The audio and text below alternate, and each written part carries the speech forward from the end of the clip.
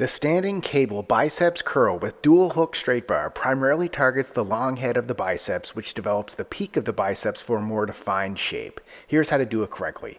Attach a dual hook straight bar to the low pulleys on both sides of a cable machine. Since we're using a dual hook straight bar, you can do these bicep curls facing the cable machine or facing away. I prefer to do it facing away since I find the angle of the cable keeps a little more tension on the biceps at the bottom of the lift.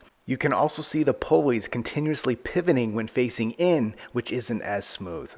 Stand with your feet about shoulder width apart. Grab the dual hook straight bar with an underhand palms facing up grip with your hands positioned shoulder width apart. Stand tall with your chest lifted, shoulders back, and core engaged. Keep your arms fully extended in front of you, elbows close to your sides. Your upper arm should remain stationary throughout the movement to focus on the biceps. Exhale and slowly curl the bar up toward your shoulders, contracting your biceps.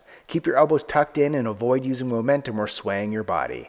At the top of the movement, squeeze your biceps for a second, ensuring full contraction.